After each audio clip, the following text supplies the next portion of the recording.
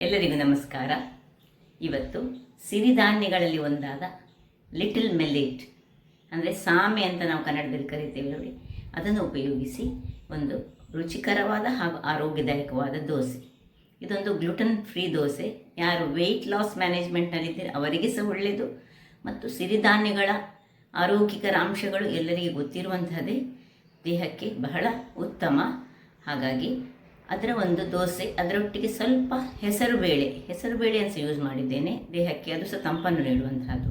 ಹಾಗಾದರೆ ಯಾರೆಲ್ಲ ನನ್ನ ಚಾನಲನ್ನು ನೋಡ್ತಿದ್ದೀರಿ, ಯಾರೆಲ್ಲ ಇನ್ನೂ ಸಬ್ಸ್ಕ್ರೈಬ್ ಮಾಡಿಲ್ಲ, ದಯವಿಟ್ಟು ಸಬ್ಸ್ಕ್ರೈಬ್ ಮಾಡಿ, ಸಪೋರ್ಟ್ ಮಾಡಿ ಅಂತ ಹೇಳುತ್ತಾ ಬನ್ನಿ.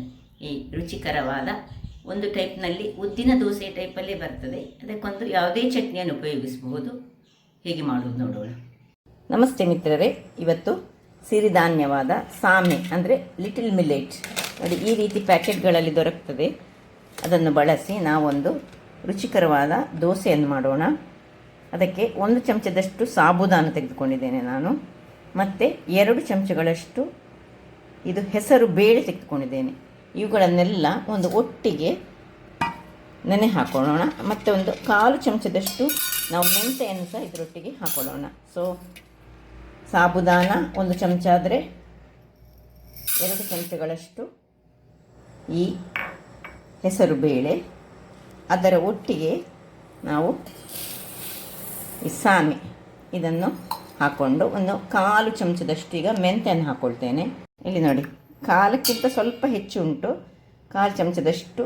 ಮತ್ತು ಚೂರು ಹೆಚ್ಚಾದರೂ ತೊಂದರೆ ಇಲ್ಲ, ಅರ್ಧ ಚಮಚ ಹಾಕಿದರೂ ಸಹ ಏನು ತೊಂದರೆ ಇಲ್ಲ. ಇದನ್ನೆಲ್ಲ ಹಾಕಿ ಎಲ್ಲವನ್ನು ಒಟ್ಟಿಗೆ ನಾವು ಚೆನ್ನಾಗಿ ಸುರಿಗೆ ತೊಳೆದುಕೊಳ್ಳೋಣ.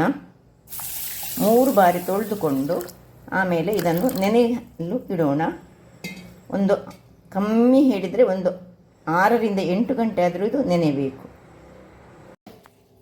ವೀಕ್ಷಕರೇ, ಇಲ್ಲಿ ನೋಡಿ, ಸಿರಿಧಾನ್ಯಗಳು 8 ಗಂಟೆಗಳ ಕಾಲ ನೆನೆಯಿತು ಒಳ್ಳೆಯದಾಗಿ. ಅದರೊಟ್ಟಿಗೆ ಹೆಸರು ಬೇಳೆ ಸಹ ಉಂಟು, ಮತ್ತು 1 ಚಮಚದಷ್ಟು ಈ ಸಾಬುದಾನ, ಮತ್ತು ಒಂದು 1/4 ಚಮಚ ಮೆಂತೆ.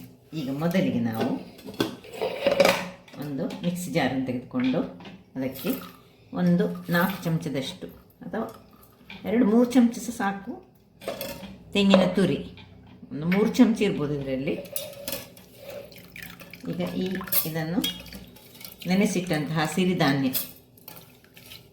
ನಾನು ಲಿಟಲ್ ಮಿಲ್ಲೆಟ್ ಸಾಮೆ ಯೂಸ್ ಮಾಡಿದ್ದೇನೆ. ನೀವು ಬೇರೆ ಯಾವುದಾದ್ರೂ ಬೇರೆ ಎಲ್ಲವನ್ನು ಮಿಕ್ಸ್ ಮಾಡಿಕೊಂಡು ಯಾವಾಗಲೂ ಈ ಸಿರಿಧಾನ್ಯ ಯೂಸ್ ಮಾಡಬಾರ್ದಂತೆ. ಒಂದೊಂದೇ ಥರದ ಸಿರಿಧಾನ್ಯಗಳಿಗೆ ಅದರದ್ದೇ ಆದ ಗುಣವಿಶೇಷತೆಗಳು ಇರ್ತದೆ. ಅದರಿಂದಾಗಿ ಸಾಮೆ ಯೂಸ್ ಮಾಡಿದ್ರೆ ಸಾಮೆಯನ್ನು ಯೂಸ್ ಮಾಡಬೇಕು, ಬರಗ್ ಯೂಸ್ ಮಾಡಿದ್ರೆ ಅದನ್ನು ಯೂಸ್ ಮಾಡಬೇಕು. ಹಾಗೆ ಬೇರೆ ಬೇರೆ ರೀತಿಯಲ್ಲಿ ಉಂಟಲ್ಲ, ಬೇರೆ ಬೇರೆ ರೀತಿ ಸಿರಿಧಾನ್ಯಗಳನ್ನು ಒಟ್ಟಿಗೆ ಮಿಕ್ಸ್ ಮಾಡಿ ಯೂಸ್ ಮಾಡಬಾರ್ದಂತ ಹೇಳ್ತಾರೆ. ಹಾಗಾಗಿ ನಾನು ಒಂದೇ ಒಂದು ಬಗೆಯ ಈಗ ಹಾಕ್ಕೊಂಡಿದ್ದೇನೆ. ನನ್ನ ಹತ್ರ ಬೇರೆ ಬೇರೆ ರೀತಿಯ ಸಿರಿಧಾನ್ಯಗಳು ಇವೆ. ಸೊ ಇಷ್ಟನ್ನು ಹಾಕಿ ಸ್ವಲ್ಪ ನೀರನ್ನು ಹಾಕಿ ಒಂದು ಗ್ರೈಂಡ್ ಮಾಡಿ ತರ್ತೇನೆ.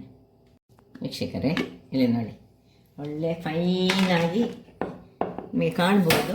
ಒಂದು ಸ್ಪೂನನ್ನು ತೆಗೆದು ತೋರಿಸ್ತೇನೆ. ಈ ರೀತಿಯಲ್ಲಿ ಆಗಬೇಕು. ಈಗ ಇದನ್ನೊಂದು ಪಾತ್ರೆಗೆ ಟ್ರಾನ್ಸ್ಫರ್ ಮಾಡೋಣ. ಸ್ವಲ್ಪ ಮತ್ತು ಈ ಮಿಕ್ಸಿ ತೊಳೆದು ಸ್ವಲ್ಪ ನೀರು ಹಾಕೋಣ. ತುಂಬ ನೀರು ಆಗಬಾರ್ದು, ನಮಗೆ ನಾಳೆ ದೋಸೆ ಮಾಡಲಿಕ್ಕೆ ಸುಲಭವಾಗಿ ಬರಬೇಕಾಗ್ತದೆ. ಸೊ ಕೆಲವರು ಏನು ಮಾಡ್ತಾರೆ, ಇದಕ್ಕೆ ಸಿಹಿ ಬೇಕಿದ್ದರೆ ಈ ಬೆಲ್ಲ ಹಾಕೋದು. ನಾವೀಗ ಬೆಲ್ಲ ಹಾಕದೆ ಮಾಡ್ತಿದ್ದೇನೆ. ಬೇಕಿದ್ದರೆ ನಾಳೆ ಬೆಳಿಗ್ಗೆ ನೋಡಿ, ಇದನ್ನೀಗ ನಾವು ಹುದುಗು ಬರಲಿಕ್ಕೆ ಇಡ್ಲಿಕ್ಕೊಂಡು ಫರ್ಮೆಂಟೇಷನ್ ಇದಕ್ಕೆ ಅಗತ್ಯ ಉಂಟು. ಸೊ ಸ್ವಲ್ಪ ನೀರು ಸ್ವಲ್ಪ ಹಾಕೊಳ್ತೇನೆ. ನೀರು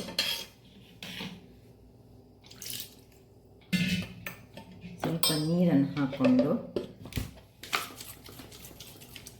ಬೇಕಿದ್ದರೆ ನಾಳೆ ಬೆಳಿಗ್ಗೆ ಹಾಕ್ಕೊಳ್ಬೋದು, ಹುದುಗಿ ಬಂದ ಮೇಲೆ ಹೆಚ್ಚು ನೀರು ಬೇಕಿದ್ದರೆ. ಸೊ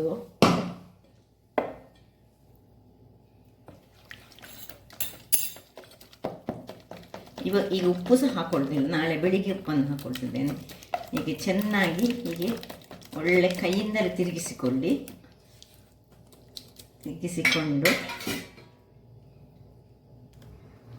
ಇದನ್ನು ಒಂದು 8ರಿಂದ 10 ಗಂಟೆಗಳ ಕಾಲ ಫರ್ಮೆಂಟೇಷನ್ಗೆ ಇಟ್ಕೊಳ್ಳೋಣ.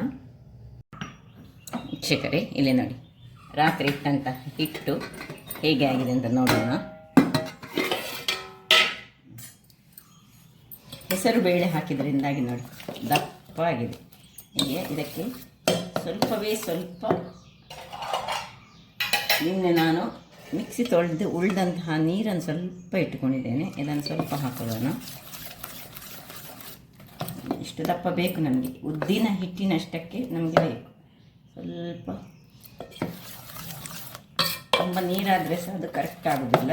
ನಮಗೆ ಒಳ್ಳೆ ಉದ್ದಿನ ದೋಸೆ ಮಾಡಿದ ಹಾಗೆ ನಮಗೆ ಈಗ ಬೇಕು.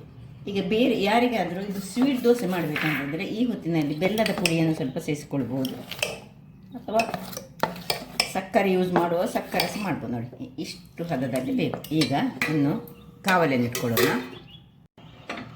ನೋಡಿ ಕಾವಲಿ ಇಟ್ಕೊಂಡಿದ್ದೇನೆ. ಕಾವಲಿ ಬಿಸಿ ಆಗುವಾಗ ಇದಕ್ಕೆ ನಾವು ನಿನ್ನೆ ಉಪ್ಪು ಹಾಕ್ಕೊಳ್ಳಿಲ್ಲಲ್ಲ, ಉಪ್ಪನ್ನು ರುಚಿಗೆ ತಕ್ಕಷ್ಟು ಹಾಕೊಳ್ಳೋಣ. ಅದೇ ನಾನು ಹೇಳಿದರೆ ಈ ಹೊತ್ತಿನಲ್ಲಿ ಯಾರಿಗೆ ಸ್ವೀಟ್ ಅಂತ ಬೇಕಂತ ಇದ್ದರೆ ಸಿಹಿಯನ್ನು ಸಹ ಸೇರಿಸ್ಕೊಳ್ಬೋದು. ಯಾಕಂದರೆ ಇದರಲ್ಲಿ ತೆಂಗಿನ ತುರಿ ಉಂಟು, ಅದರಿಂದಾಗಿ ಸ್ವೀಟ್ ಹಾಕಿದರೆ ಸಹ ಬಹಳ ಚೆನ್ನಾಗಿ ಬರ್ತದೆ. ಅಥವಾ ಇದನ್ನು ನೀವು ಸ್ವೀಟ್ ಹಾಕಿ ಅಪ್ಪದ ರೂಪದಲ್ಲಿ ಸಹ ಮಾಡ್ಕೊಳ್ಬೋದು. ಯಾವ ವಿಧಾನದಲ್ಲಿ ಸಹ ಮಾಡ್ಬೋದು, ಇದು ಬಹಳ ಚೆನ್ನಾಗಿ ಬರ್ತದೆ. ಕಾವಲಿ ಬಿಸಿಯಾಗಿದೆ. ಈಗ ಒಂದು ಉಪ್ಪು ಚೆನ್ನಾಗಿ ಕಲಡಿಸಿಕೊಳ್ಳಿ.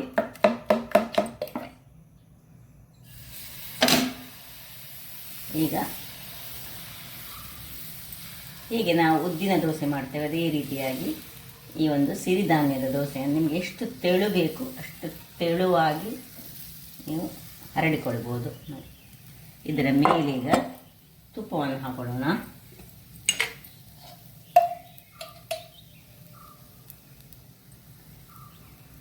ತುಪ್ಪವನ್ನು ಹಾಕ್ಕೊಂಡು ಮುಚ್ಚಳವನ್ನು ಮುಚ್ಚಿಕೊಂಡು ನಾವು ಬೇಯಿಸಿಕೊಳ್ಳೋಣ.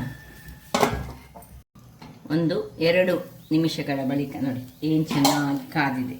ಈಗ ಇದರ ಮೇಲೆ ನಿಮ್ಮ ಹತ್ರ ಈ ಚಟ್ನಿ ಪುಡಿ ಯಾವುದಿದ್ರೆ ನೋಡಿ, ನನ್ನ ಹತ್ರ ಸಂಬಾರ ಬಳ್ಳಿಯ ಚಟ್ನಿ ಪುಡಿ ಉಂಟು. ಇದನ್ನು ಚೆನ್ನಾಗಿ ಉದುರಿಸಿಕೊಳ್ಳೋಣ.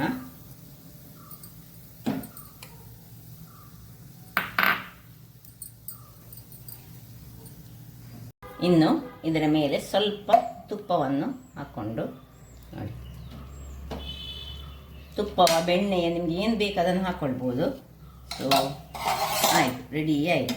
ಇದನ್ನೀಗ ಹೀಗೆ ಮಡಿಸಿಕೊಂಡು ನೋಡಿ ಬಹಳ ರುಚಿಯಾದ ಒಂದು ಸಿರಿಧಾನ್ಯದ ದೋಸೆ ರೆಡಿ ಆಯಿತು. ಅದೇ ರೀತಿ ಪುನಃ ಒಂದು ಸೌಟಿನಷ್ಟು ತೆಗೆದುಕೊಳ್ಳೋದು. ಒಂದೇ ಸೌಟು ಸಾಕಾಗ್ತದೆ ನೋಡಿ.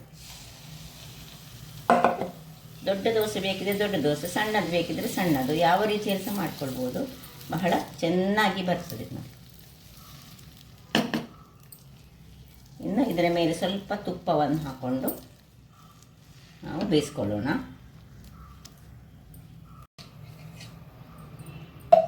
ಸ್ವಲ್ಪ ತುಪ್ಪ, ಇನ್ನು ಮುಚ್ಚಳ ಮುಚ್ಚಿಕೊಂಡು ಬೇಯಿಸ್ಕೊಳ್ಳೋಣ.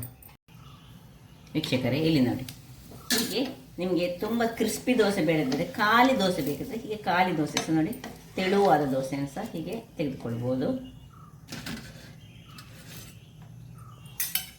ಹಾಗಾದರೆ ನೋಡಿದ್ರಲ್ಲ ವೀಕ್ಷಕರೇ, ಒಂದು ಕ್ರಿಸ್ಪಿಯಾದ ದೋಸೆ ನೋಡಿ, ಕ್ರಿಸ್ಪಿಯಾಗಿ ಉಂಟು, ಒಳ್ಳೆ ನೋಡಿ ಹೇಗೆ ಉಂಟು ನೋಡಿ ಇದರೊಳಗೆ, ಈ ರೀತಿಯಾದ ದೋಸೆ.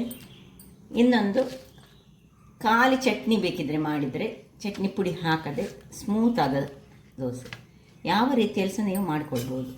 ಹಾಗಾದರೆ ನನ್ನ ಈ ಕುಕಿಂಗ್ ಚಾನಲ್ ನಿಮಗೆ ಇಷ್ಟ ಆದರೆ ಬೋಳೂರು ಸುವರ್ಣ ಚಾನಲನ್ನು ಲೈಕ್ ಮಾಡಿ, ಶೇರ್ ಮಾಡಿ ಹಾಗೂ ಸಬ್ಸ್ಕ್ರೈಬ್ ಮಾಡಿ, ಹಾಗೂ ನನ್ನ ಇನ್ಸ್ಟಾಗ್ರಾಮ್ ಪೇಜನ್ನು ಫಾಲೋ ಮಾಡಿ. ಧನ್ಯವಾದಗಳು.